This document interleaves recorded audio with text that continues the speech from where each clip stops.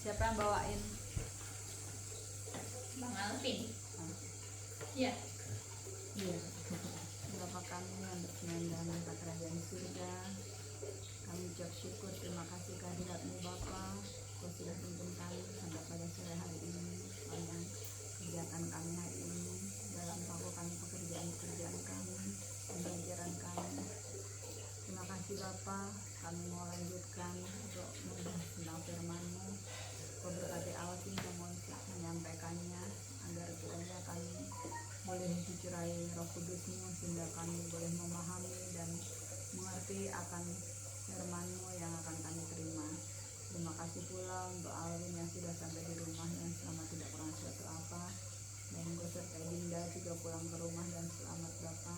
Semuanya kami serahkan ke dalam tangan pengasihan-Mu. Kau menyertai Cica, menyertai saudara-saudara kami yang lain, keluarga Cigombong yang tidak bersama kami, keluarga Lydia, keluarga Yudit, keluarga Alvin, ya kiranya berkat Bapa menjadi bagian mereka masing-masing.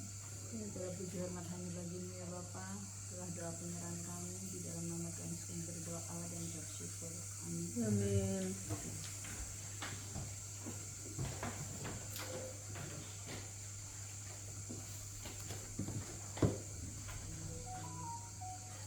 orang ya? Oh, Alfi itu di situ.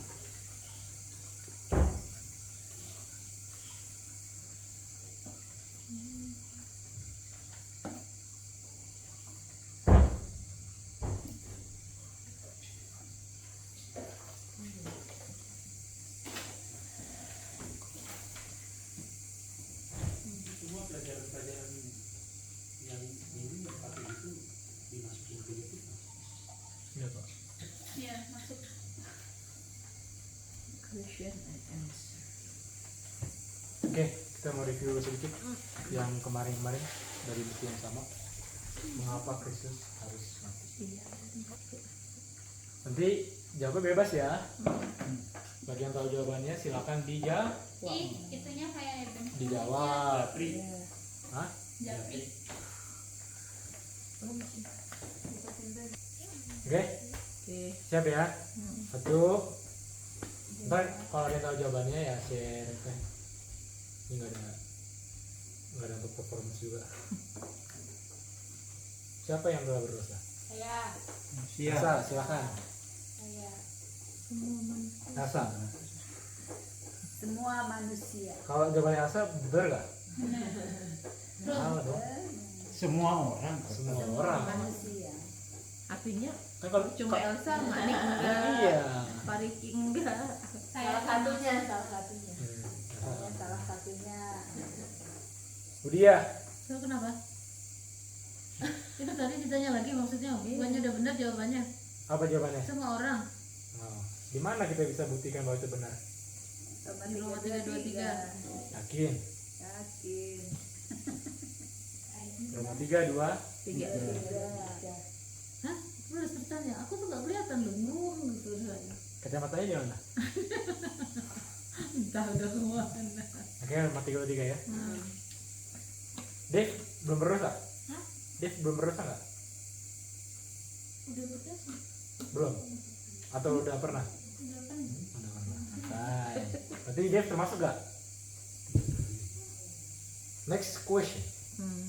Apa itu dosa? Aku. Bukan. Apa pertanyaannya? Apa itu dosa? Aku.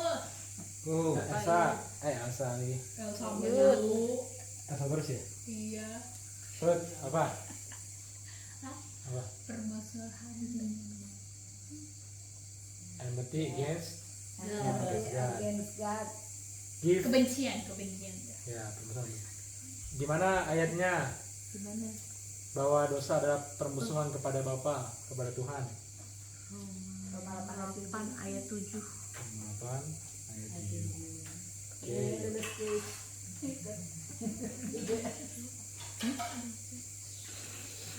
Kira-kira apakah itu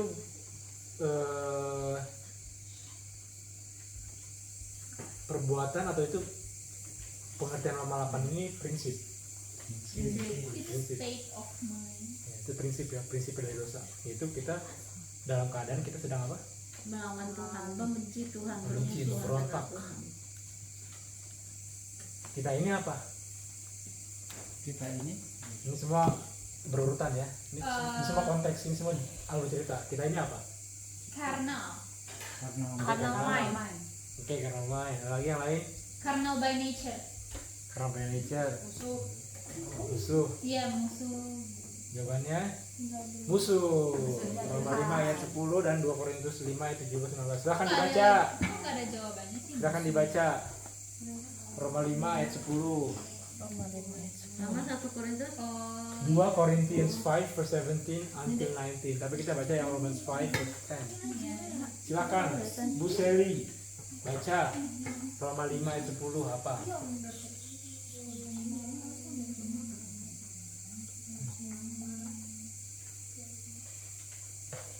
Ya, sorry kita nggak baca chatnya sih. Oke, kita ini apa? Musuh. Roma 5 ayat 10. Silakan baca Bu Seli. Sebab jikalau kita ketika masih seteru Musuh kan seteru. didamaikan dengan Allah. Sementara kita apa? masih setara. Musuh. Itu kita punya state kan? Ya. Benar nggak? Kita ini apa? Ya, musuh. Pindah ke 2 Korintus 5 ayat 17. sampai 19. Kalian, kalian. Nah, Siapa yang ada di dalam Kristus itu orang baru, yang lama sudah berlalu, yang baru sudah datang. 2 Korintus 5 ayat 17 ya. 19. Dan semuanya ini dari Allah yang dengan perantaraan Kristus telah memperdamaikan kita Mhm. dengan dirinya dan yang telah mempercayakan pelayanan perdamaian itu kepada kami. Sebab Allah mendamaikan dunia dengan dirinya oleh Kristus dengan tidak memperhitungkan pelanggaran mereka. Ia telah mempercayakan berita pendamaian itu kepada kami.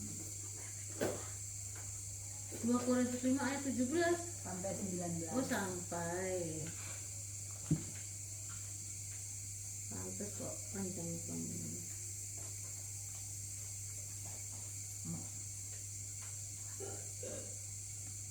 Kita ini apa? Apa? Musuh. Tuh. Musuhnya siapa? God. Tuhan, God Bapa. Musuhnya Tuhan. Oke. Paling gampang ayatnya apa? Kalau buktinya mau kita musuh, Roma 5 ayat 10. Oke, Roma 5 ayat 10. For we when we were enemies. Sekarang hubungannya carnal mind dengan the law of God. Yo, hubungannya carnal mind sama the law of God. Silakan Bu Guru. Karena main itu tidak bisa menurut law of God. Oke, good. Ada yang mau menambahkan? Tidak punya kesanggupan. Tidak bisa. Tidak bisa. Itu tadi ya, itu tadi yang dibilang ya. Sama. Ada lagi, oke sama. Ada lagi mau menambahkan selain itu?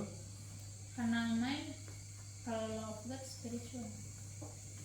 Carnal mind itu dia tidak tunduk pada hukum Tuhan. Dan selain itu apa? Dead. Carnal mind is dead. Iya karena Bukan. Ini hubungannya carnal mind sama the law of God. Carnal mind sama hukum Tuhan. Carnal mind itu tidak tunduk pada hukum Tuhan dan Neither indeed can be. dan tidak bisa. Jadi dua hal itu harus dibilang. Tidak tunduk dan Dia tidak tunduk pada hukum tunduk Tuhan dan tidak dan bisa dia tidak tunduk. bisa untuk tunduk pada hukum Tuhan. Jadi Jadi karena main apa poinnya dari kata tidak bisa tunduk pada hukum Tuhan? Capability. Membuat kita apa? Nggak bisa tidak berpikir bisa. bahwa kita bisa dipertobatkan dengan Main kita carnal Oh, mind. iya, iya. Karena carnal mind tidak bisa ditundukkan kepada hukum Tuhan. nggak pernah akan bisa ditundukkan kepada hukum Tuhan. Makanya kita punya berapa mind? 2. 2. Oke, good. Gimana ayatnya? Roma 8 ayat 7. For carnal mind, for it is not subject to the law, dia tidak tunduk pada hukum, neither indeed can be. Tidak juga dia bisa ketahuan. Apa kematian itu?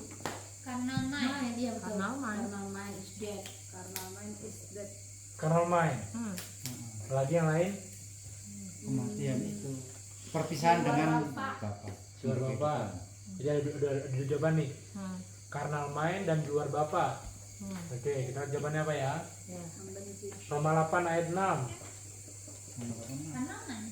Jawabannya adalah bukan carnal mind, jawabannya carnally minded. Oh carnally mind.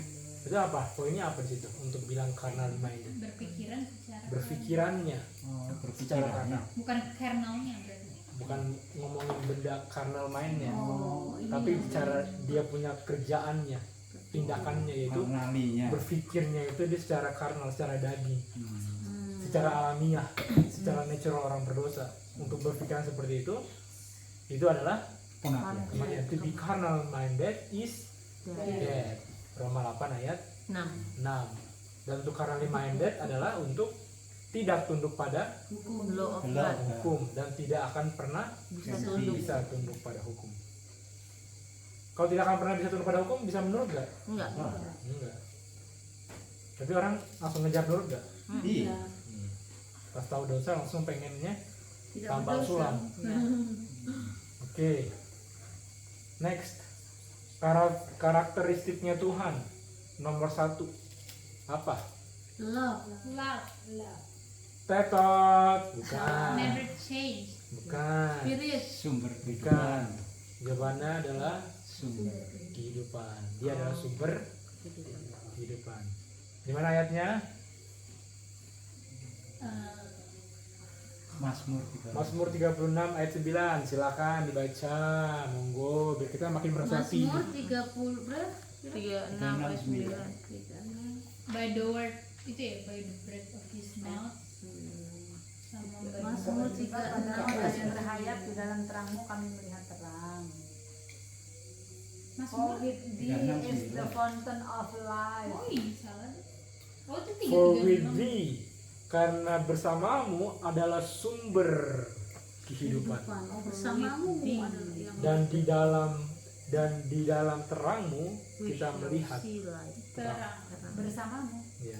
Iya, Oh, kalau di sini No. dibilang sebab padamu ada sumber hayat. Hayat itu kan kehidupan. Ya, boleh.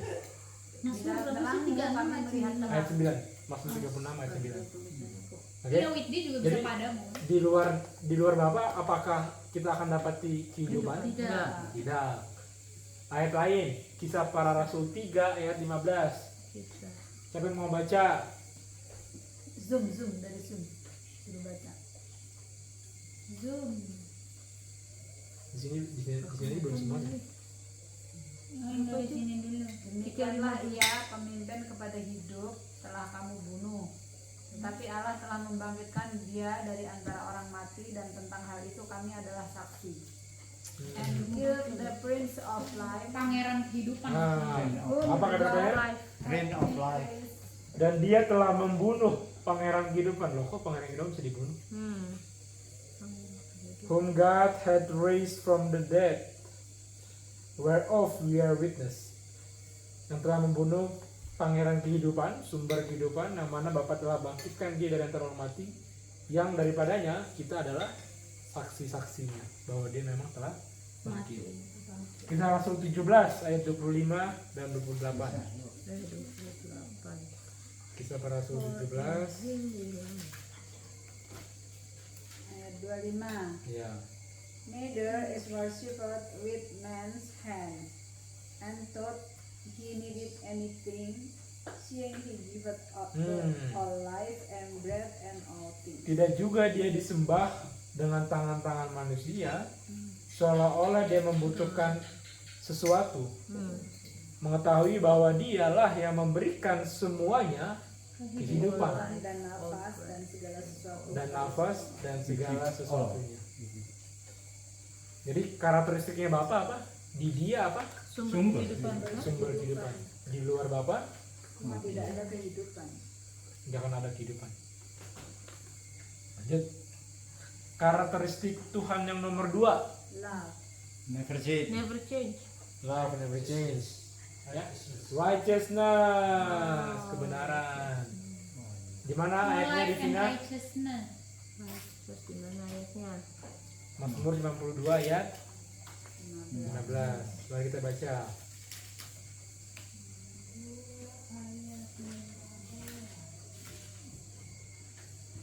Mazmur 92 ayat 15.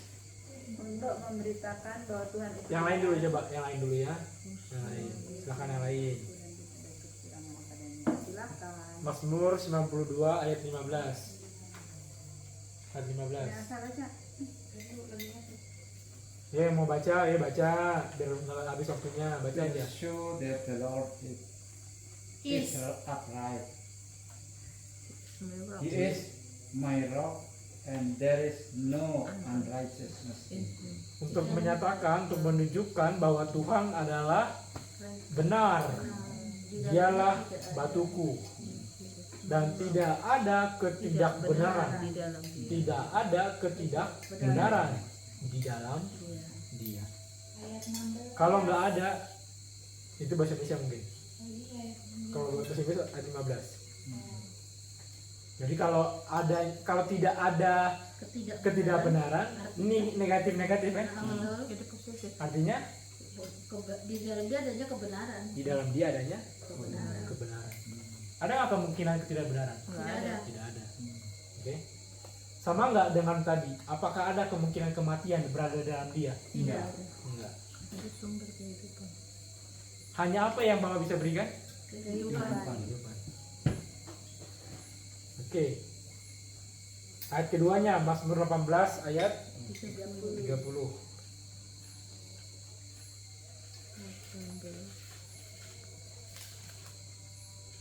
Mazmur 18 ayat 30. Saya baca ya. Ya, silakan. Adapun Allah jalannya sempurna, janji Tuhan adalah murni. Dia menjadi perisai bagi semua orang yang berlindung kepadanya. Tuhan itu jalannya apa? Perfect. Perfect. Sempurna. Jadi ada nggak ketidaksempurnaan dalam dia? Nggak ada. Nggak ada. Nah, Pertanyaan Apa? adakah ketidaksempurnaan di dalam dia? oke, kita review. Pertama, Saya Kehidupan. kurang tadi kalimat. pertama kehidupan. Dia adalah sumber kehidupan. Betul. Artinya apa yang ada di dalam dia? Kehidupan. Kehidupan. Apa yang tidak ada di dalam dia? Kematian. Kematian. Bisakah dia memberikan sesuatu yang dia nggak miliki? Enggak. Artinya dia nggak bisa memberikan apa? Kematian. Kematian. Makanya setan adalah Koma. Setan adalah the destroyer. Destroyer. Makanya setan adalah si pembunuh. Oke, satu itu dialah kehidupan. Jadi ini mungkin buat Yusuf juga ya, buat Mayanti juga. Jadi kalau ini Bapak, Mau kamu buka kamera?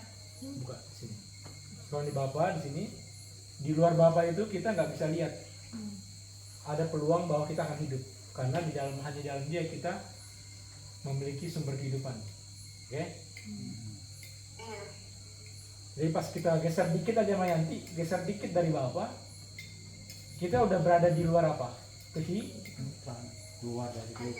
Keluar kehidupan. Apakah ada dua makhluk yang menjadi sumber kehidupan di alam semesta? Enggak.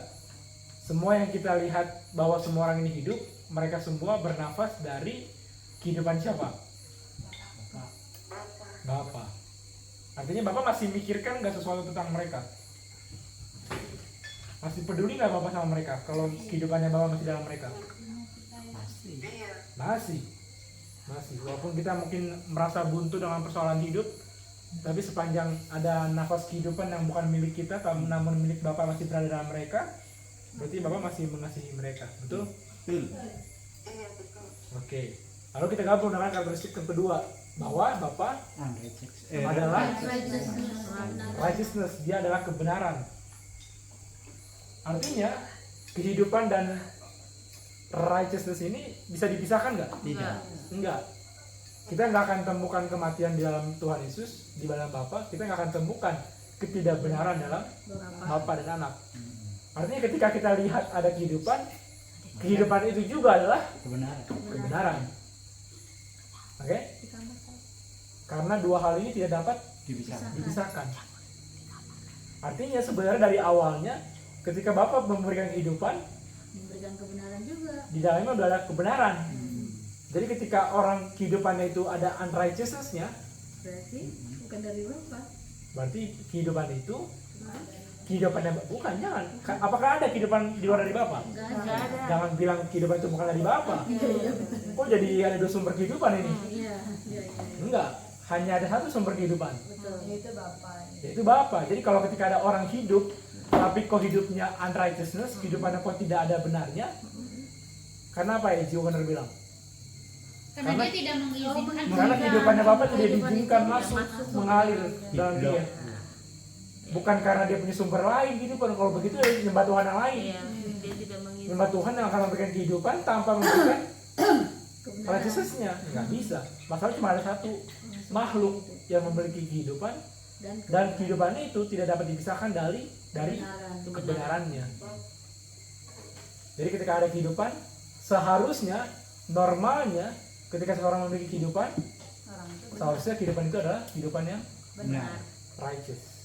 Oke? Jadi walaupun orang itu masih ada kehidupan secara nafas kan, nafasnya itu kan dari Bapak juga. Betul. Tapi waktu dibilang dia tidak mengizinkan kehidupan Bapak mengalir dalam dia, Baru tak ada. walaupun kehidupan Bapak mengalir dalam dia. Iya. Tapi tidak izin. Tapi sesuatu yang tidak dapat dipisahkan, Kebenaran. terpisahkan. Nah iya itu dia. Jadi maksudnya walaupun itu nggak bisa terpisahkan, ya kutipnya kayak manusia bisa memisahkan. Ya dosa sama kita. Tapi kita tahu sama kayak semalam kita bahas kan Roma Genesis 2 ayat 17. You shall surely die in the day that you eat of it. You shall surely die. Di saat engkau makan di hari itu, engkau pasti akan mati. Ternyata, Tidak mati. padahal Tuhan punya maksud adalah Proses di hari engkau memakan buah itu, engkau sedang sekarat, engkau sedang menuju dalam proses kematian. kematian itu. Itu apa?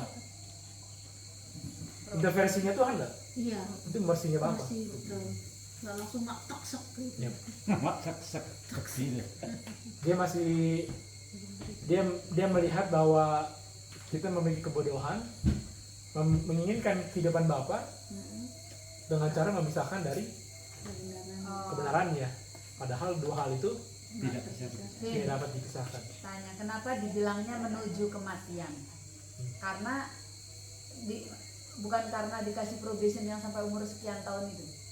Satu contoh Adam kan sampai 930 tahun. Disitulah yang dibilang menuju proses kematian. Iya. Masih berani. Bukan berarti kan dibilangnya kalau kamu makan buah itu kamu akan mati, itu langsung mati taksak gitu. Tapi Tuhan nggak bikin itu, tapi dikasih probation. Itulah yang menuju proses kematian itu, probation kedua itu. Tapi untuk kalau Tuhan berikan langsung mati taksek, itu memenuhi justice siapa? Jasanya setan. Apakah Tuhan setan? Bukan. Betul. Itu paling dasarnya ya. Kalau mau lebih Paham? kalau mau lebih nyaman ya itu. Adalah setan punya justice, adalah setan punya keadilan untuk setiap dosa langsung mendapatkan dia punya penghukuman. Ketika dia habis makan, udah mati lah kau mati. Itu siapa punya justice? Setan. Sedangkan Tuhan punya justice adalah merciful justice. Justice yang penuh dengan mercy. Di saat seseorang berdosa, tidak Tuhan langsung hajar bleh, mati, KO, enggak. Tapi Tuhan kasih mercy, sesuatu yang dia tidak layak untuk terima. Akhirnya dapat ya dua hal ini ya. Jadi luar biasa nggak dosa ini? Dosa yang luar biasa. Iya, karena dia dapat memisahkan apa yang seharusnya tidak dapat dipisahkan. Itu luar biasanya. Kalau kehidupan Bapa udah dalamnya ada. Righteous. Di dalamnya Bapak ada kehidupan kan? Di dalam kehidupannya Bapa ada. Ada righteousness. Oke. Kehidupan Tuhan adalah righteousness-nya Tuhan, kebenarannya. Jangan dipisahkan ya guys. Jadi kalau kita belum beres, kehidupan kita masih penuh dengan unrighteousness, karena tidak diizinkan mengalir si sumber kehidupan itu, yang mana dia adalah sumber juga dari Kehidupannya saya. righteousness. Kebenaran. Sumber righteousness. Nah, yang tidak salah. Kenapa kehidupan seseorang berbeda dengan Tuhan? Kenapa kalau Tuhan cuma ada satu jenis kehidupan, lalu kehidupan ini kok misalnya Tuhan tidak membunuh, lalu kehidupan orang ini membunuh, kok bisa ada perbedaan kehidupan ini padahal cuma ada satu sumber kehidupan? Karena dia Kalau ada dua jenis sumber kehidupan, kita bisa jawab ya karena ada dua sumber kehidupan. Tapi persoalannya hanya ada satu sumber kehidupan, tapi kok kehidupan orang ini berbeda dengan satu-satunya sumber kehidupan itu sendiri? Kenapa ada kehidupan yang berbeda dengan kehidupannya Tuhan? Karena Dia mengizinkan kehidupan yang lain masuk di dalam diri. dia tidak mengizinkan Oh, yang tadi. dengan bebas mengalir kehidupannya Bapak. Bapa. Jadi diizinkan mengalir tapi dengan tidak bebas. Diizinkan. Dengan apa dengan tidak bebasnya? Menolak Menolak kebenaran. righteousness-nya, menolak kebenarannya. Dia memisahkan itu. Simpel ya, smart Ramadan itu. Betul. Kehidupan Bapa yang ngalir dalam kita. Orang lain lihat, udah. Kita tergila-gila sama orang lain yang keselamatan, tergila-gila dengan menolong orang lain. Itu karena kehidupan Bapa semua.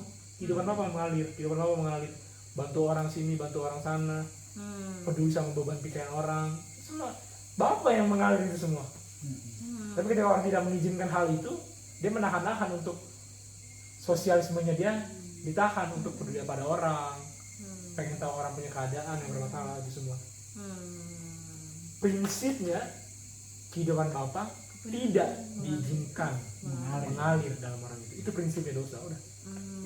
Padahal kehidupan Bapak itu kebenaran di dalam situ ya. Jadi Iya, dalam kehidupan itulah, dalam kehidupan Bapak itulah kebenaran. Jadi ketika orang itu tidak mengalirkan kebenaran, membendung. Iya. Dia nggak memanifestasi kehidupan Bapak. Tapi Tuhan izinkan itu untuk orang bisa. tidak mengizinkan Tuhan mengizinkan untuk orang tidak mengizinkan. mengalirkan. Jangan boleh masuk, jangan boleh. Nggak boleh. Tuhan mengizinkan. Aduh, keluar. Apa yang ada di saat kehidupan Bapak tidak ada? Kematian. Kematian. Unrighteousness.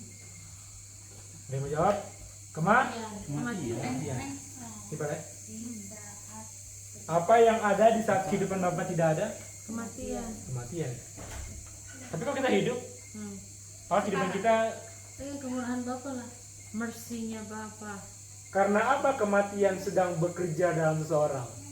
Mersinya Bapak tadi. Karena keterpisahan dengan dia. Karena dia tidak harmoni dengan Tuhan. Jadi di saat seseorang, kok dia berbeda kehidupan dengan Tuhan, tapi kok dia masih hidup? Iya, dia masih hidup karena kematian sedang bekerja. Bukan dia langsung memberikan orang itu kematian, tapi kematian itu sedang merogoh, Sedang on proses. merogot dia punya kehidupan. Jadi kita mesti Iya, itu dia. digerogoti. Digerogoti oleh kematian itu. Ketika seseorang tidak harmoni dengan Tuhan. satu-satunya jenis kehidupan, yang adalah juga satu-satunya jenis Kebenaran. righteousness. Kebenaran. Dapat? Simpel ya ini. Digerogoti itu berarti sedikit demi sedikit ya. Iya, makanya kayak prinsip yang 217 itu kan, di hari engkau memakannya, engkau sedang sekarat menuju kematian. Bukan Karena kematian sekarang sedang bekerja dalam diri kamu. Karena kamu sekarang posisi dengan Tuhan dalam kondisi tidak Harmoni. tidak harmonis. harmoni. Karena dosa kamu yaitu adalah apa tadi? Dan dosa apa? Permusuhan kepada Tuhan. Permusuhan adalah untuk nggak harmonis kan sama orang itu. Keterpisahan dari Tuhan adalah Kematian. kematian. Udah. Kalau saya mau berpisah dari Tuhan, Karena saya karnal main. Kenapa saya mau? iya. Kenapa saya pengen terpisah sama Tuhan?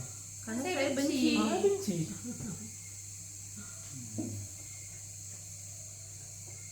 Dan ketika saya mau benci Tuhan, apa yang saya cintai? Matian. Iya. Kenapa? Kenapa keterpisahan dari Tuhan adalah kematian? Kenapa? Karena berpisah dari sumber kehidupan. Karena di luar Tuhan. Karena di luar Bapa tidak ada kehidupan. Semua yang membenci Bapa Mencintai kematian. mencintai kematian. Walaupun kita benar-benar belum merasain apa sih makna mencintai kematian ini, tapi percayalah bahwa firman Tuhan itu mengatakan kondisi kita yang sebenarnya, yaitu kita membenci Bapa dan mencintai kematian saat kita terpisah dari rekonsiliasi. Masuk bab baru. Apa yang Alkitab tidak pernah katakan mengenai perdamaian? God tidak perdamaikan Untuk kepada manusia. Apa yang Alkitab selalu katakan? manusia. Perdamaikan kepada Bapa. Manusia yang selalu dibutuhkan Perdamaikan kepada Bapa. diperdamaikan pada Bapa. Kata ini nanti akan lihat di video-video yang sebelumnya ya. Kalau mau dapat.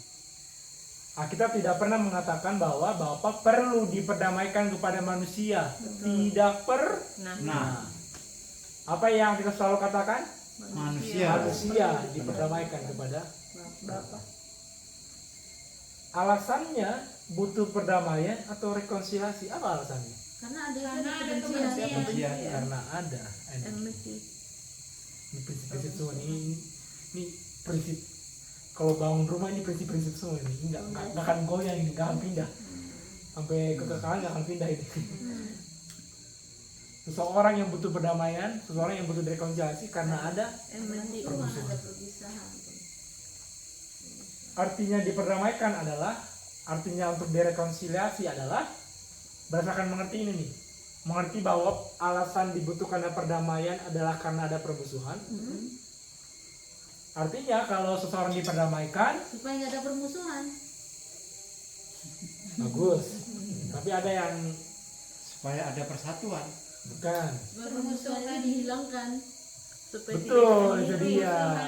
Untuk diperdamaikan adalah untuk dicabut dia punya kebencian. Karena penyebabnya perdamaian. permusuhan itu Perdamaian itu atau kebutuhan akan perdamaian, kebutuhan untuk direkonsiliasi, karena saya punya permusuhan, betul. karena saya punya kebencian. Kebencian itu dicabut, saya kondisinya bagaimana? Damai. Saya diperdamaikan dengan orang itu. Jadi untuk diperdamaikan adalah untuk saya dicabut saya punya kebencian kepada Bapa. Enmity taken away. Taken away. Wih, sedap. Sin taken away. Gimana nih kita mengerti ini? Genesis 3 ayat 15. Coba lihat tuh. Tuhan nggak bilang lo dosa dengan 1 John 3:4 di Kejadian 3:15. Tuhan cuma bilang, saya akan berikan kamu kebencian kepada si ular. Bukankah karena kalau ngerti ini, ngerti nggak 3:15 itu? Tapi ketika 15 dibilangnya aku akan letakkan kebencian kepada ular. Kepada ular. Mati, betul. Kita dikasih Dengan saya mau benci kematian, saya mau cintai apa? ular. Ular apa? Kematian atau kehidupan? Kematian. Kematian. Saya dibilang Tuhan janjikan bahwa saya akan membenci ular. Saya akan membenci apa berarti? Kematian. Kematian. Dan ketika saya membenci kematian, saya mencintai apa? Kehidupan, Yang ada juga Kristus Kebenaran. Bapa. kebenaran. Kebenaran. tidak ada yang bisa dalam satu orang itu kebencian dan perdamaian, kebencian dan kecintaan Tinggal bersama. tinggal bersama dalam satu makhluk Ah. untuk tujuan satu makhluk yang sama. Nggak bisa. Jadi dengan membenci setan, 100% saya membenci Tuhan, Tuhan. 100% saya benci Tuhan, saya 100% saya Cinta kematian. cinta kematian, cinta saya setan. Kayaknya tadi ngomongnya kebalik. ya yang awal, Iya. Yang awal kebalik kamu ngomong. yang awal kebalik. Jadi nggak Tapi maksudnya sama kita ngerti. Maksud dapat ya. Enmity taken away adalah untuk saya damaikan. diperdamaikan. Aduh, Enak ya? sudah banget.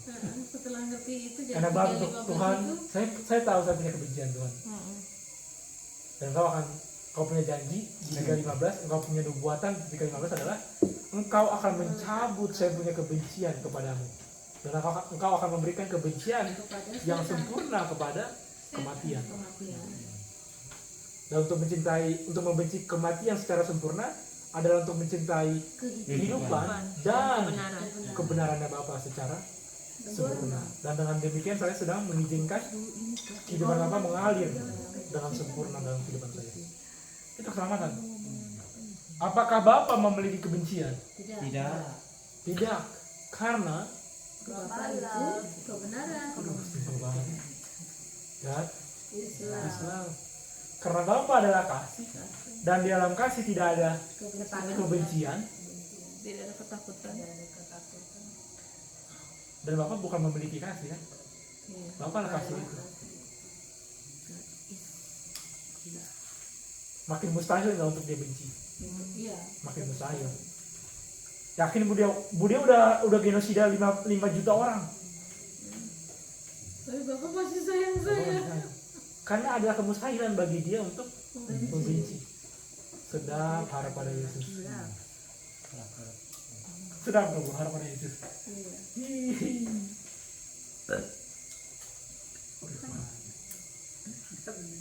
Orang bilang alasan Kristus mati untuk ini yang bagian kiri ini belum ada jawab ini.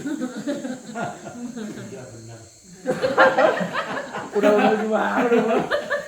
Udah bener itu yang dijawab maksudnya. Udah kali kan bener tadi. Ayo yang kiri. Yang itu yang paling kiri Pak, yang paling kiri. Yang paling kiri Pak, yang paling kiri. Sono di kanan. Paling kanan. Hah? Kiri Kiri aku. Orang bilang alasan Kristus mati untuk ya ini orang bilang ya. Untuk memenuhi tuntutan hukum.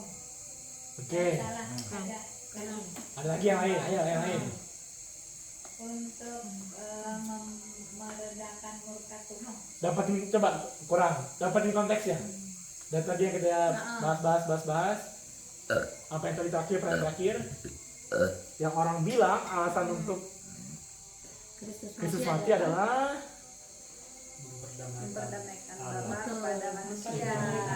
Bapa kepada manusia. itu dia yang orang bilang bahwa alasannya Kristus mati di kayu salib untuk Bapa diperdamaikan ke manusia. Dan untuk bilang bahwa Bapa diperdamaikan kepada manusia, Bless me. artinya Bapa memiliki Kebencian. Bapa memiliki kebencian.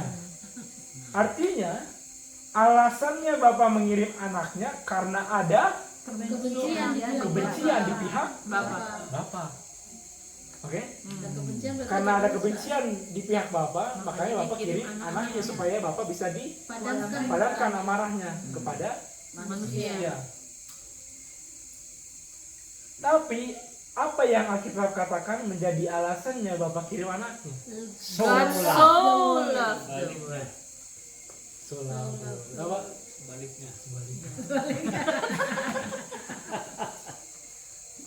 So Love the world. Lord. 3:16. Bayangin kita 3:16 kayaknya udah di sini udah nyanyi-nyanyi, tapi karakter Bapak nggak tembus-tembus. Bisa begitu ya. Mending aku yang 26 tahun, Pak Riki 64 tahun, buset. Nggak tembus-tembus 3:16. Kalau kita, kamu berpikir bahwa Tuhan diperdamaikan kepada kita, bahwa Bapak punya kebencian kepada kita. Ya. Pada alasan Bapak kirim anaknya karena bukan karena benci, karena Bapak mencintai dunia. Apa yang perlu terjadi di pihak yang diperdamaikan sebelum diperdamaikan? Radical change. Betul. Radikal. Perubahan yang Radikal. drastis. 2 Korintus 5 ayat 17 ayatnya. Mari kita buka 2 Korintus 5 ayat 17. Sebelum seseorang dapat diperdamaikan, ini nggak bicara bapak manusia bapak, ini pokoknya bicara kalau ada dua pihak yang mau diperdamaikan, harus ada perubahan yang Radikal. drastis, yang radikal. 2 Korintus 5 ayat 17. 5 ayat 17. Radikalnya itu dia adalah ciptaan baru. New. Silakan dibaca 2 Korintus 5 ayat 17. Yo, Nina, ada bawa Alkitab Pak sayangku. Jadi siapa yang ada di dalam Kristus dia adalah ciptaan baru. Yang lama sudah berlalu, sesungguhnya yang baru sudah datang. Itu dia. Therefore, makanya siapapun yang berada di dalam Kristus, dia adalah makhluk yang separuh-separuh. Tidak. Nah, totali baru. Dia adalah makhluk yang baru. Semua yang lama telah apa dibilang? Telah lewat. Benar gak? Benar. Bahwa yang dibilang untuk sebelum terjadi ada perdamaian, orang itu harus ada perubahan yang begitu radikal, sampai radikal itu disebut bahwa dia adalah makhluk yang baru. Bagaimana itu bisa mungkin terjadi kalau seseorang berdiam di dalam Kristus? Karena dibilang if any man in Christ, jika siapapun yang berdiam dalam Kristus, dia adalah ciptaan yang baru. Ini ada perenungan yang lumayan dalam nih. Yonil bilang begini soal ayat ini. Perhatiin deh kata-kata dibilang apa. Ketika dibilang di ayat itu, oleh karena itu siapapun yang berdiam dalam Kristus adalah ciptaan yang baru. Orang selalu beranggapan bahwa ciptaan baru itu di saat dia misalnya baru mulai baptisan, saya akhirnya menjadi baru, ya, saya menjadi makhluk yang baru. Tapi lihat, apakah ayat itu menyatakan ada batasan waktunya? Enggak ada. Lalu aku lupa, kayaknya Ijo Gener bilang gini, sepanjang apapun seseorang di dalam Kristus, dia selalu makhluk yang baru. Karena syaratnya, kalau dia berdiam dalam Kristus, dia adalah makhluk yang baru. Mau dia sampai selama-lamanya, kalau dia berdiam dalam Kristus, dia adalah makhluk yang baru.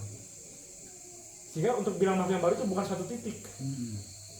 oh saya udah dibaptis, saya udah mengerti tentang karakter Tuhan, tentang justice dia, tentang saya punya identitas, saya udah bangsa yang baru. Enggak. Untuk kamu berdiam di dalam Kristus, tidak ada batasan waktunya sehingga kamu sekarang udah menjadi yang lama. Enggak, kamu akan selalu menjadi makhluk yang baru. Karena dia bilang, therefore if any man in Christ for 12 months, Nggak dibilang kapan. for 6 months, atau untuk a day, he's a new creature. Enggak. Dibilang hanya setiap orang yang berdiam di dalam Kristus. Nggak ada jangka waktu. Jangka waktu apapun yang dinyatakan di situ, dia selalu makhluk yang baru. Makanya yang aku bilang, setiap orang Kristen itu ada progres dalam kehidupannya. Oh, kita dalam Kristus, hari ini baru, besok baru, besok baru, besok baru, besok baru. Lalu baru. Lalu baru. Karena kita dalam Kristus. Kristus. Terus kalau dibilang ada jangka waktunya tuh maksudnya gimana? Hari ini Karena orang selalu beranggapan bahwa untuk bilang menjadi makhluk yang baru, saya kira Ada titik dibaptis. awalnya. Hanya bicara awalnya dari permulaan kehidupan itu, saya akhirnya jadi makhluk yang baru. Padahal untuk jadi makhluk yang baru bukan berdasarkan syarat waktu, tapi tentang kamu berada di mananya, yaitu dalam Kristus. Apakah dia bilang untuk 1000 tahun di surga nanti, yang pertama 1000 tahun tuh kamu jadi makhluk yang baru? Enggak, dia hanya bilang posisi kamu dalam Kristus. Sepanjang kamu dalam Kristus, kamu adalah makhluk yang baru. Artinya kita akan pernah temukan suatu kebosanan enggak dalam Kristus? Iya. Enggak, tapi selalu baru. selalu baru. Sebutkan 2 hal ketika menyatakan Bapa perlu diperdamaikan kepada manusia. Blasphemy dan greetings. Oke, itu Ruth. Ada lagi yang lain? Greetings, hal ketika menyatakan Bapak perlu diperdamaikan. greetings and blasphemy. Ini satu lagi apa? Misalnya satu. Hal-hal besar dan itu adalah penghujatan. Oke, ada lagi yang lain? Ada blasphemy kemarin ditiru. Iya. Blasphemy. Dia merupakan yang lebih 16. Dia apa? Bukan. Ada cacat dengan karakter Bapak. Satu Enggak. lagi. Oke, baca ya. Bapak berubah. Itu dia nomor Never 2. change. Memang ini pasangan berbahaya. Iya, ganti-gantian. Tadi kan di lantai loh. Dalam rumah Satu. dan di lapangan. Memupuk kebencian di dalam hatinya. Untuk bilang bahwa Bapa perlu diperdamaikan kepada manusia, berarti untuk menyatakan bahwa Bapa menyimpan kebencian di dalam dirinya, dan dia pupuk kebencian itu di dalam hatinya kepada kita. Kalau kita ngomong bahwa Bapa perlu diperdamaikan kepada kita, bayangin ada kebencian di dalam Bapa. Aku aja nggak sanggup ngebayangin. Nggak sanggup ngebayangin. Nomor 2, karena Bapa punya kebencian dalam saya. Ingat tadi episode tadi, untuk seseorang dapat diperdamaikan perlu apa? Ada radical change. Tapi kalau ada kebencian dalam Bapa perlu Perdamaikan. Bapa perlu dirubah. Padahal Bapak never change. Paul makin ketiganya Bapa Never nggak change. pernah berubah. Ngeri ya? Ya, Tuhan kasih kebebasan sejauh ini loh. Sejauh dimana manusia bebas mengutarakan definisi God tuh kayak gimana. Mau dibilang berubah padahal dibilang nggak berubah, dibilang benci padahal dia nggak pernah benci. Tuhan kasih kebebasan sebebas-bebasnya. Dari ngalor sampai ngidul kasih kebebasan itu. Apa? Bilang untuk bilang Bapa perlu diperdamaikan, ada untuk menyatakan bahwa dia punya kebencian kepada manusia dan dia pupuk itu. Nomor 2, bahwa Bapa perlu berubah secara radikal. Padahal Bapa nggak pernah berubah. Dan untuk nomor 1, bahwa Bapa adalah dia nggak pernah ada kebencian dalam dia. Mengerikan. Habis kita punya slide. Ini untuk reviewnya kita. Belum, ini yang kemarin. Dibilang tumben. Kok Semangat dia, cepat. semangat dia. Oke, ini yang kemarin ya. Kita maju dikit aja untuk yang dokumen baru ya. Ya. Dokumen baru. Bagaimana Manen, Mayanti, apakah diberkati, Dinda? Tuhan. Stop, Calvin. Wah, Ya, nyampe ya. Jakarta Oke, udah. oke, Juga. bisa, terima kasih. Cepet. Udah sampai rumahnya. Alhamdulillah. Oh, syukurnya. Mayanti bisa nikmati bahwa bapak kita adalah bapak yang penuh kasih, Mayanti. Tadi naik apa dari Borobudur? Apakah Mayanti pernah kepikiran bahwa bapak membenci Mayanti ketika Mayanti berdosa? Pernah kan? Yang bukan Dulu. yang Padahal di dalam bapak itu nggak ada kebencian, Mayanti. Kalau Mayanti cari bapak, Mayanti telisik uratnya, alisnya, matanya, itu nggak ada kebencian di situ semua, Mayanti. Di dalam bapak itu mustahil untuk ada kebencian, entah kondisi apapun yang Mayanti telah lakukan, mustahil untuk bapak punya kebencian. kalau angkot Oke? si Awi cucu. Oke, Manen? Nyentoknya di Oke. Karena kita mau lanjut review sedikit ke bagian yang belum kita bahas.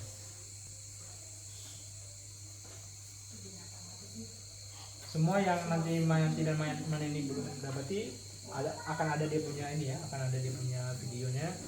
Nanti kita bisa tonton semuanya. Mantap. Bentar.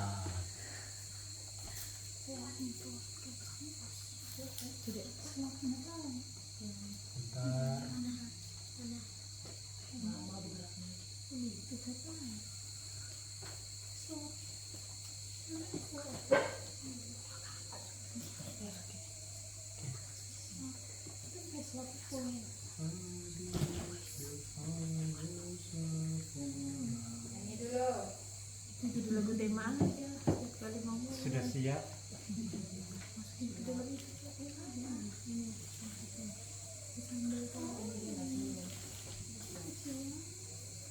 Wow, luar biasa. Oke.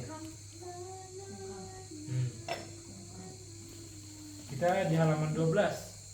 Bisa ya, jelas ya? Ya. Besar? Ya. Ya. Oke, kita lanjut.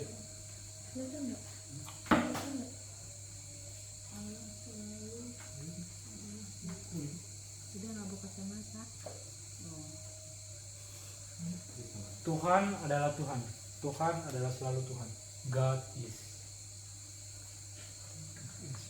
Dia tidak dapat menjadi selain daripada dirinya sendiri Lalu menjadi Tuhan dan menjadi dan tetap menjadi Tuhan. He is up. Kalau aku ya bisa niru Pagun dan aku tetap jadi Alvin. Tapi untuk Tuhan, Nggak bisa. ketika dia menjadi selain daripada dirinya, Dia bukan Tuhan berarti. dia berhenti jadi Tuhan. Wow. Sekalinya dia pikiran untuk niru seseorang, gaya-gayanya orang, buyar. Udah gak ada Tuhan di sini, jangan susah. Makanya dia nggak bisa menjadi selain daripada diri sendiri dan tetap menjadi God. Nggak bisa. Dia adalah sesuatu yang absolut, kesempurnaan yang tidak akan berubah, unchangeable perfection. Dia tidak Dapat bisa berubah. dengarlah dia. Artinya dia punya kesanggupan nggak untuk berubah? Tidak. Berarti Kayak- kalau ada pertanyaan kayak- apa yang ada pada Tuhan? Iya. Berubah. Apa yang Bapak nggak sanggupi? Untuk dia berubah. Untuk dia berubah menjadi selain dirinya. Oh wow. Kita nggak apa-apa berubah. Berubah menjadi jelek maksudnya kan? Enggak, berubah apapun untuk selain daripada diri dia. Karena ada yang bilang ya, kalau dia maha kuasa, Ya, kok kalau- masa berubah aja nggak bisa?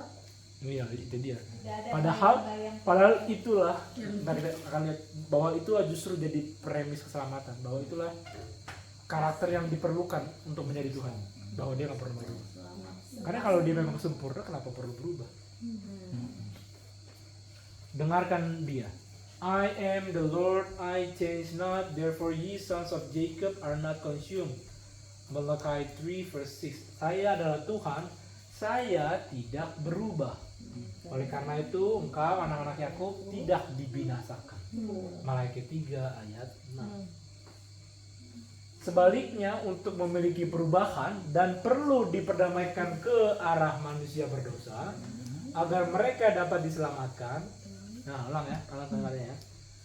Jadi bukan sebaliknya dari bahwa Bapak perlu berubah, Bapak yang perlu berubah, ke agar dia dapat dipercayakan kepada manusia, supaya manusia dapat diselamatkan. Bukan ini ya, dibilang bukan ini, bukan dengan gaya ini.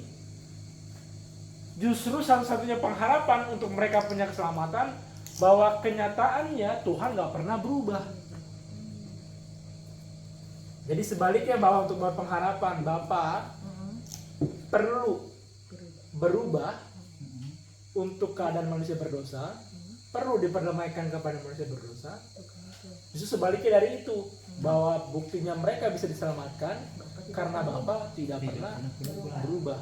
Bukan karena Bapa perlu berubah lah jadinya jadi mereka bisa diselamatkan, tapi karena Bapa tidak dapat berubah lah, makanya ada keselamatan. Dan ini menjadi satu-satunya mereka punya pengharapan bahwa mereka dapat diselamatkan, yaitu karena Bapa tidak berubah. Kalau Bapa berubah, Manusia nggak bisa diselamatkan. manusia nggak punya pengharapan untuk diselamatkan.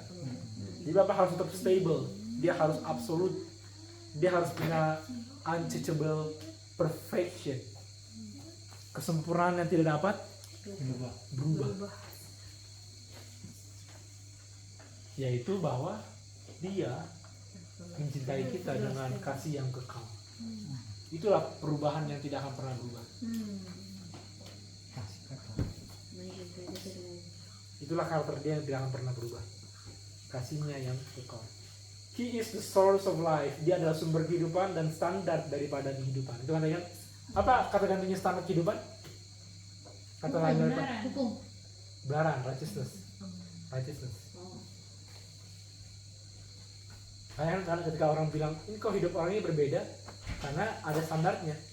Standarnya adalah Kebenaran. righteousness Bapa. Dia adalah sumber kehidupan dan standar daripada kehidupan. Jika ada makhluk apapun berbeda daripada dia,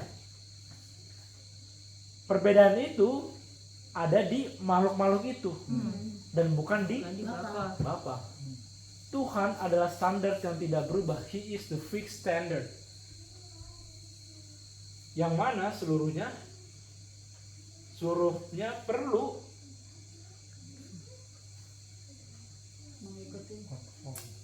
menjadi sama atau mengikuti standar itu. Jika mereka mau, if they would live, jika mereka mau hidup, itu apakah sewenang-wenang Iya, atau sewenang-wenang.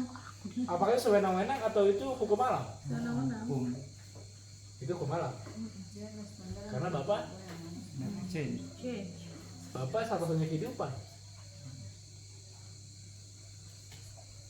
Jadi kan ulang ya. Kalau saya bilang sewenang-wenang enggak begitu. Dia adalah satu-satunya standar yang tidak dapat berubah, Betul. yang semuanya perlu mengikuti itu, Perlu perlu mengikuti. menyerupainya. Iya. Kalimat perlu Kalau itu mereka bukannya mau, sewenang-wenang. kalau mereka mau hidup sewenang-wenang itu, kalau memang ada dua kehidupan lah. Kalau cuma dia yang punya kehidupan dan dia yang punya righteousness, sama kayak tadi. Ini dia kehidupan ini, apakah sewenang-wenang untuk dia pergi kalau dia mati? Enggak. Kan dia kehidupan nih. Dan kehidupan ini juga adalah standar kehidupannya setiap orang. Lalu dia di luar dari standar itu, apakah sewenang-wenang untuk orang ini mati? Enggak. Alamiahnya Ingat, kehidupan dan righteousness itu tidak dapat dipisahkan, dan righteousness itu bicara apanya? Dirinya. Bicara standar kehidupannya, kehidupan yang kayak bagaimana? Bukan cuma soal nafasnya, tapi perilaku kehidupan itu, karakternya kehidupan itu nggak bisa diapain? Dipisahkan. Jadi kalau ada orang punya kehidupan lalu kehidupan karakternya itu di luar daripada karakternya Bapak, apakah sewenang-wenang untuk dia mati? Enggak. Karena karakternya dia berbeda dengan karakter yang satu-satunya menjadi standar Kebenaran. kehidupan. Dapat? Dan orang ini yang berbeda, Tuhan diam aja. Orang ini yang memilih untuk membangun suatu karakter yang berbeda dengan righteousness Tuhan. Apakah jadi Tuhan yang dipersalahkan karena dia sewenang-wenang? Enggak, karena dia yang memilih untuk membentuk suatu kehidupan yang berbeda dengan righteousness-nya, dengan kebenaran Tuhan. Bisa? Kalau dia mau hidup, makanya dikasih pilihan kalau kamu mau hidup, Ikuti sama hanya ada Tuhan. satu kehidupan itu, dan kehidupan itu punya standarnya, punya righteousness-nya. Itu nggak bisa dipisahkan. Kalau itu bisa dipisahkan, kamu terserah kamu mau bikin kayak gimana. Kamu akan tetap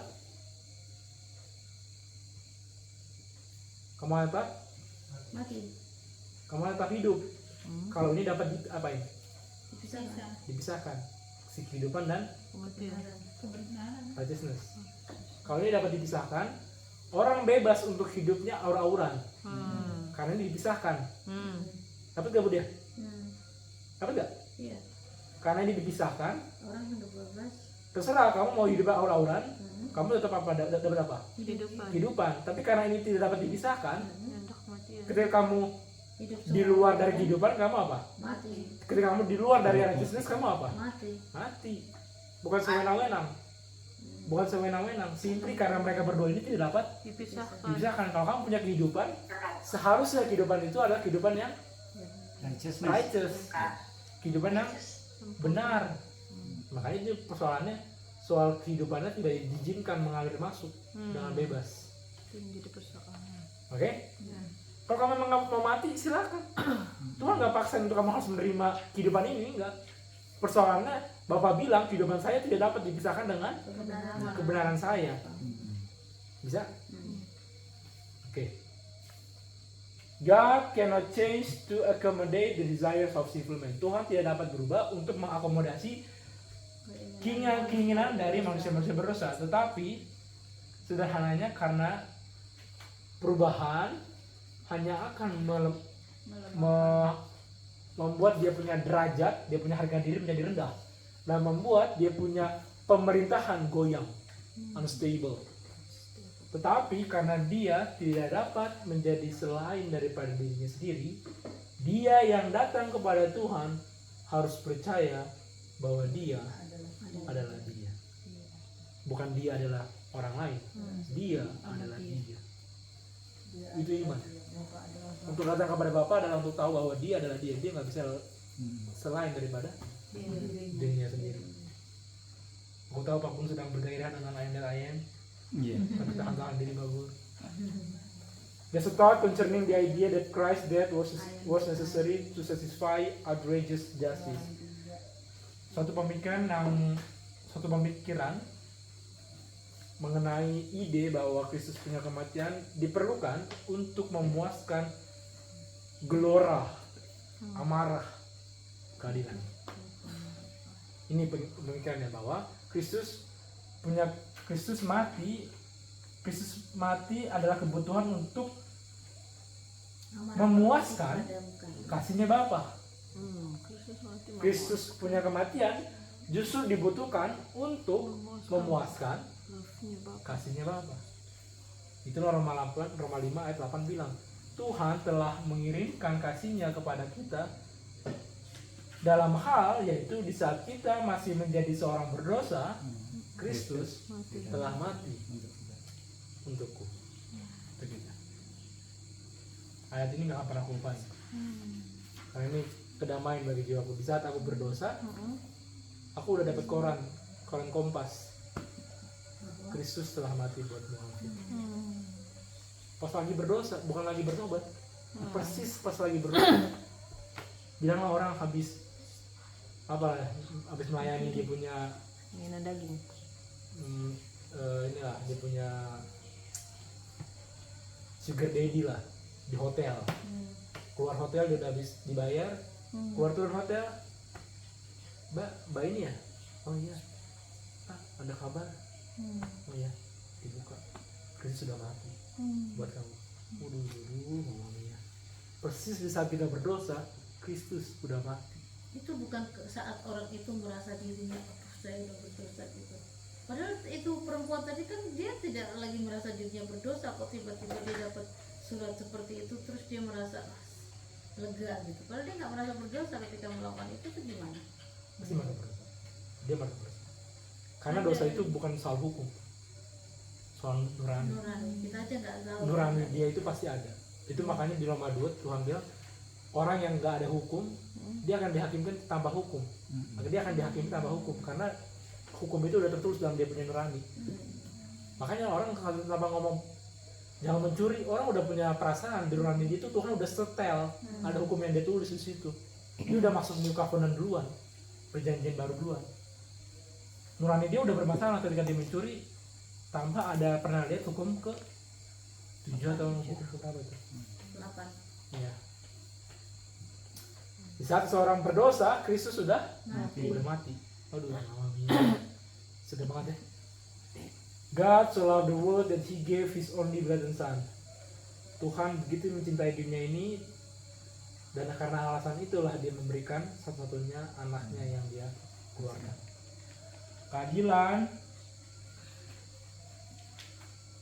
Keadilan bisa dipenuhi seandainya kalau begini kasusnya, yaitu kematian terjadi di pihaknya orang yang berdosa. Itu baru keadilan terpenuhi. Kita nggak ngerti itu. Keadilan dibilang dipenuhi kalau kematian itu di pihaknya orang yang berdosa. Itu baru adil, 1 lawan 1. Itu baru adil. Itulah justice. Tapi ketika Tapi Tuhan orang punya, berdosa, tapi Tuhan punya justice, masalahnya apa namanya? merciful, Merciful justice. Makanya yang mati bukan siapa? bukan orang yang berdosa Bukan itu, orang berdosa. tapi Kristus yang Justice, kalau keadilan itu memang benar-benar adil berdasarkan setan punya justice, berdasarkan setan punya keadilan, manusialah yang mati. betul. Tapi karena Kristus yang mati, itulah buktinya justice-nya Tuhan, keadilan Tuhan bukanlah keadilannya Setan. setan. Karena yang mati bukan Orang si yang manusia berdosa. berdosanya, tapi orang yang benar yang mati untuk orang yang gak benar. Roma 5. Tapi kasih Bapa tidak dapat menahan atau menggambarkan hal yang demikian, yaitu orang berdosa yang mati. Bapak punya love nggak sanggup bear itu. Bapak punya love nggak sanggup untuk menanggung Membiarkan beban orang- itu. Oh, menanggung beban itu Iya, untuk melihat bahwa orang berdosa harus mati. mati Oh, itu. berdasarkan itu, berdasarkan justice-nya setan. Nggak bisa, Bapak nggak bisa sanggup. Nggak bisa, nggak. Dan dibilang Melihat ke- Tuhan punya love yang nggak sanggup bear itu. Hmm. Tuhan punya love yang nggak sanggup menerima beban itu. Sehingga kita dibenarkan secara bebas, secara gratis melalui dia punya grace, melalui penebusan yang berada di dalam Kristus. Yesus.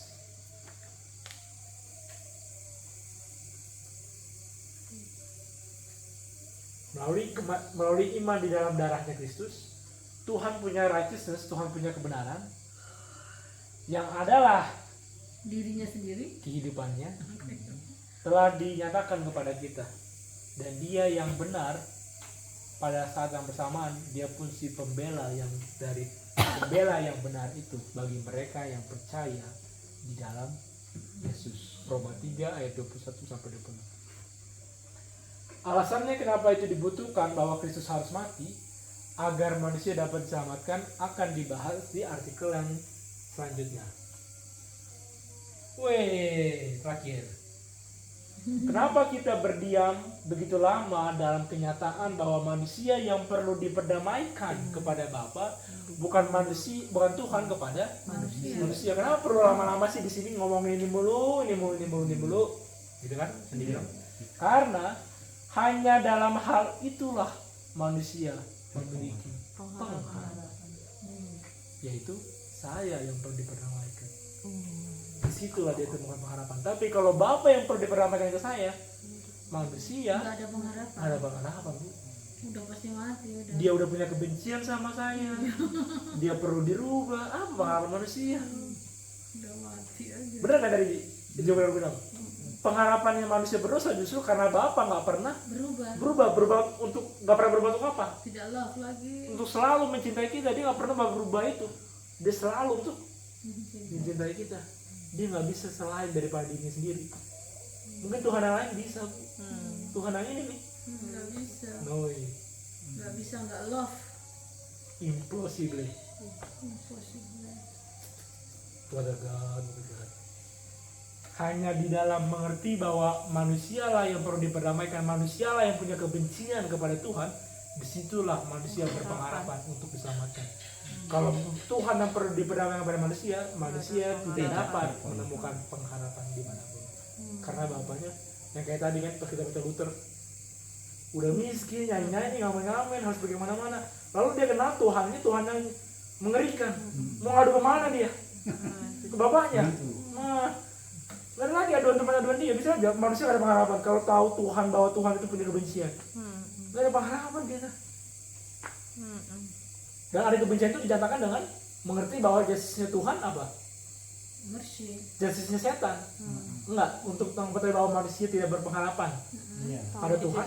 Salah satunya adalah untuk mengerti bahwa Tuhan punya jasis, adalah jasisnya Setan. setan. Tuhan kamu kayak gimana? Oh dia tuh tegas. Tegasnya kayak gimana? Setiap dosa harus ada Makanya jangan saya penghukumannya. berdosa. Matilah kami, matilah kita semua. Gak ada pengharapan kita semua. Tapi untung kita punya Bapak enggak. Untung kita punya Bapa. Tidak dapat menjadi selain daripada diri sendiri, yaitu adalah God is love. Wow. Jika Tuhan pernah memiliki kebencian di dalam hatinya Tidak ada kepada manusia, akan selalu muncul pemikiran yang menyakitkan ini. Mungkin dia belum terpuaskan. benar-benar dipuaskan untuk menerimaku. Siapa yang pernah berpikiran seperti ini? Angkat kakinya. Malamnya bertahun-tahun hidup begini terus mungkinnya, ngeri banget ya. Kacamatanya kayak gak pernah ganti. Ayatnya di situ, akhirnya itu udah King James Version lah kitabnya. Akhirnya kan udah King James Version kan? Iya. Udah kacamatanya nih gak ganti-ganti. Masalahnya kita buta warna. Bertahun-tahun saya punya pemikiran bahwa Tuhan tuh, aduh dia belum puas nih. Kalau buta warna itu kan angka 2 dibaca 5, 5 baca 2. Buta huruf. Buta warna. Warna.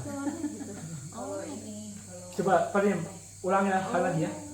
Oh gitu. Jika Tuhan pernah memiliki kebencian di dalam hatinya kepada manusia, akan selalu muncul dalam pikiran kita. Mungkin Tuhan belum benar-benar dipuaskan untuk menerimaku. Tentu saja dia tidak dapat, dia nggak punya kesanggupan untuk mencintai seseorang yang begitu berdosa seperti dirinya. Tentu saja dia tidak dapat mencintai, tidak sanggup mencintai seseorang yang sebegitu berdosanya seperti Saya. saya yang pernah berpikir seperti itu. Saya. Itu kalau bapaknya kita adalah Setan. punya kebencian di dalam hatinya, 1 detik aja ke kita. Oh wow, what a God. Dan lebih lagi dia menyadari dia punya kesalahan, makin besarlah dia punya keraguan bahwa Bahwa Bapak Bapak tidak cinta punya saya. kesanggupan. tidak punya kesanggupan untuk Untuk mencintai mencintai. saya. Semakin besar dia munyer-munyer dia punya kesalahan, ya kan? Udah mulai menitis tuh air mata 1. Aduh, Tuhan dosaku. Ini lagi 2. Udah mulai keluar ingus, ambil tisu. Udah makin ragu dia terus, makin ragu terus dia. Ragu terus dia, ragu. Akhirnya udahlah nggak usah lah Tuhan. Kalau Bapak is always love. Dia nggak pernah 1 detik pun membenci kita. Nggak pernah 1 detik pun dia. Oh, wow.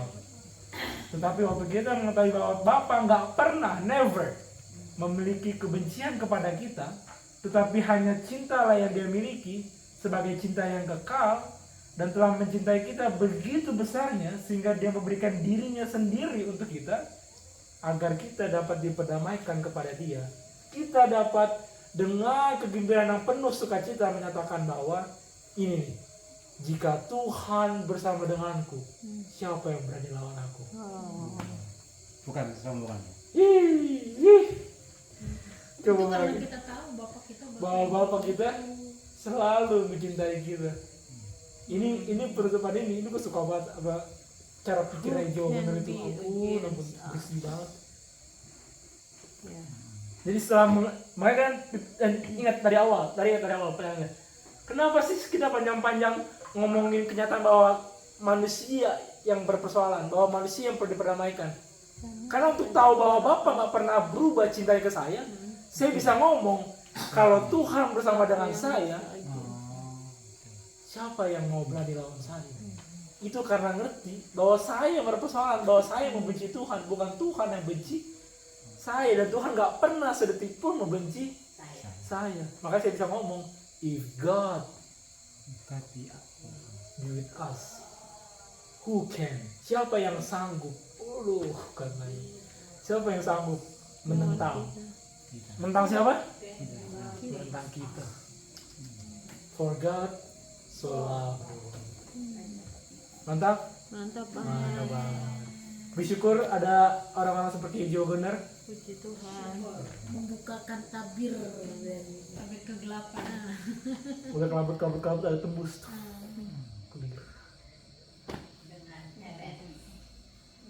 Praise God, to God be glory. Oke, sampai sekian kita punya. Semoga diberkati ya, Manen, Mayanti, bagaimana? Wih, suaranya bahagia. Wih, suara bahagia. Oke, Mayanti, Manen. Oke. Ini yang baru hadir ini. Cak, gimana Cak? Aku nggak lihat kamu masuk tadi. Jam berapa masuknya? Gimana itu tadi? Baru. Tapi ada nikmati kan dikit-dikit. Coba apa yang Tapi adalah kan yang membuat kamu terhibur. Ada lah. Gimana kakinya gimana? Lumayan bisa pakai jalan. Jalan. Pakai jalan tuh. Mana nih tuh? Hah? Gambarnya yang audiens mana bukan? Di kameranya kamera HP, ntar di video baru ada kadang. Enggak juga. Ini yang kamu lihat. ini aku liatin deh pakai apa? Nah, halo semua. Halo. Ini Melvina. Pak Riki belum? Oke. Sekarang buka dong gantian Cah. Wajahmu buka kamera dulu. Nah, mami dulu. Nah, Oke, Halo, kita ulang terakhir aja kalimat ini ya. Kenapa kita mengulang-ulang ini paragraf terakhir? Kenapa kita terus berurus dan muter-muter di persoalan bahwa Bapak kita yang punya persoalan dengan punya Bapak. kebencian kepada Bapa, sehingga kita yang perlu diperdamaikan, bukan Bapa yang memiliki kebencian sehingga Bapa yang perlu diperdamaikan. Kenapa kita harus bisa membedakan itu?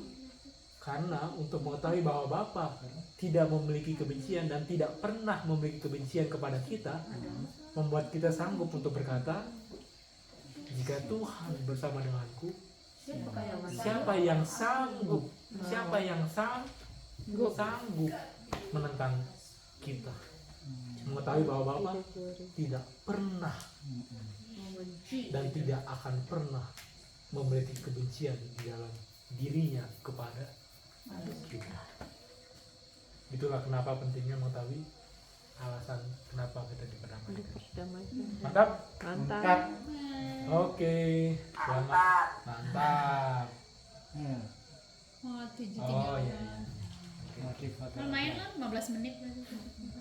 Kita minta siapa yang berdoa? Nggak nyanyi. Enggak nyanyi. Oh iya. Lagu itu Motivator aja. of love. Lagu yang itu loh. Hadid. Na. Hadid. Oke, Hadid. Ini belum ada sama Hadid nih.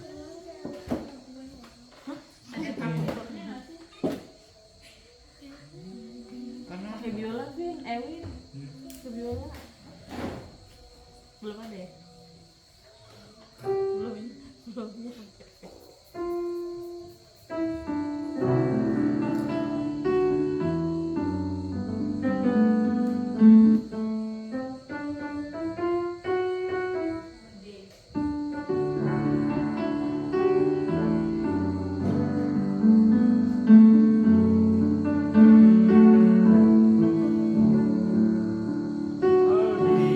The Father's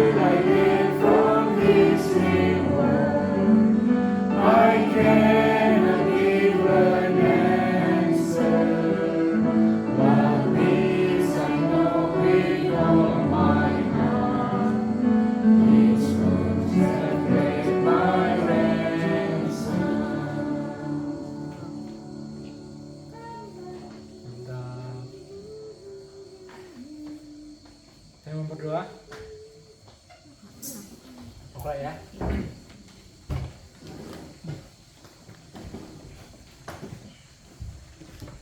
Mari kita berdoa.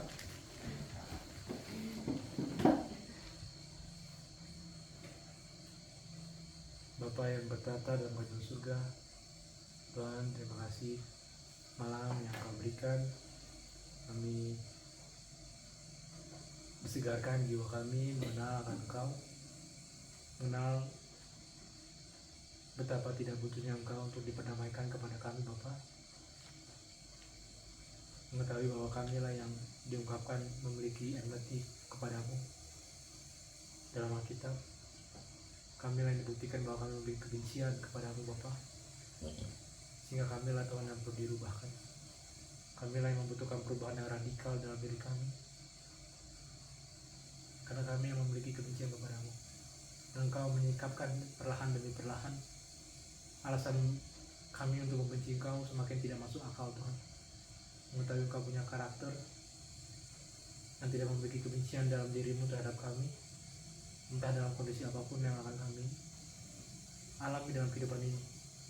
Karena hanyalah mengetahui bahwa Engkau selalu mencintai kami, membuat kami tertarik untuk datang kepadamu, membuat kami memberanikan diri walaupun kepala tertunduk untuk datang kepadamu.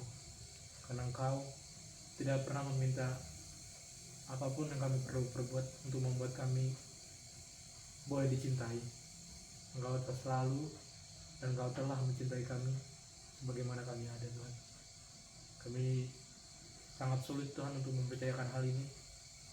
Karena itulah yang kami nikmati sepanjang kehidupan kami selama ini. Kami selalu ketakutan untuk datang kepadamu, melihat keberdosaan kami, dan semakin ragulah kami untuk datang kepadamu. Namun mengetahui bahwa Engkau tidak pernah membenci kami, selalu mencintai kami, kami dapat berkata dengan kesenangan yang penuh, jika Engkau bersama dengan kami, Bapa, siapakah yang sanggup menentang kami?